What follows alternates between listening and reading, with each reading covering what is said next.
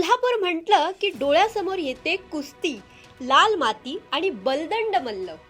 राजश्री शाहू महाराजांनी कुस्तीला कलावंतांना राजश्रय दिला। पण कुस्तीनंतर कोल्हापूरकरांनी कोणत्या खेळाला डोक्यावर घेतलं असेल तर तो खेळ म्हणजे फुटबॉल। गोष्ट आहे 1914 ची। शाहू महाराजांचे लहान चिरंजीव प्रिन्स शिवाजी महाराज आणि छत्रपती राजाराम महाराज इंग्लंडला गेले होते। तिथं त्यांनी फुटबॉलचा थरार पाहिला। हा खेळ आपल्या कोल्हापुरात पण सुरू झाला पाहिजे म्हणून प्रिन्स शिवाजी महाराजांनी नारायण सिंग यांच्यासोबत कोल्हापुरात फुटबॉलची पहिली किक मारली। 1920 मध्ये राजाराम महाराजांनी या खेळाला पूर्ण ताकद दिली। फिफाचा पहिला वर्ल्ड कप खेळला गेला 1930 मध्ये। पण त्याच्या 10 वर्ष आधी म्हणजेच 1920 मध्ये कोल्हापुरात जामदार फुटबॉल क्लबची स्थापना झाली होती।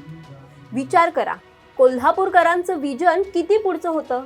त्यानंतर शाहू महाराजांचे नातू छत्रपती शहाजी महाराज यांनी तब्बल 36 वर्ष कोल्हापूर स्पोर्ट्स असोसिएशनची धुरा सांभाळली आणि फुटबॉल घराघरात पोहोचवला। 1925 ते 1940 च्या काळात कोल्हापुरात 25 पेक्षा जास्त फुटबॉल टीम्स होत्या। Jolly club, Fernandes club, Shivaji Tarun Mandal, practice club, Dewas Yuvraj club, एकाहून एक तोडीस तोड। पण त्या काळी आजच्या सारखे भारी फुटबॉल आणि बूट नसायचे। रबराच्या गोळ्यापासून बनवलेला जड बॉल असायचा। पोरं एकमेकांची बूट मागून खेळायची।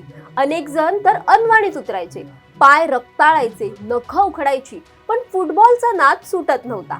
कोल्हापुरात रेफरींचा शब्द हा अंतिम असायचा। 1940 नंतर तालीम संस्था मैदानावर उतरल्या। दिलबहार तालीम, पाटाकडील तालीम, शाहूपुरी, संध्यामठ, खंडोबा तालीम या तालमींचे सामने म्हणजे कोल्हापुरात जणू दिवाळी दसरा असायचा। पुढे पोलीस, एसटी महामंडळ, मेनन अँड मेनन यासारखे व्यावसायिक संघ आले आणि कोल्हापूरची पोरं राष्ट्रीय संतोष ट्रॉफी गाजवायला लागली। आणि फक्त मुलं कशाला, रणरागिणी तारा राणींचा वारसा सांगणाऱ्या कोल्हापुरातल्या मुलींनीही फुटबॉलमध्ये मैदान मारलंय। कोल्हापूरकर खरोखरच कमाल आहेत।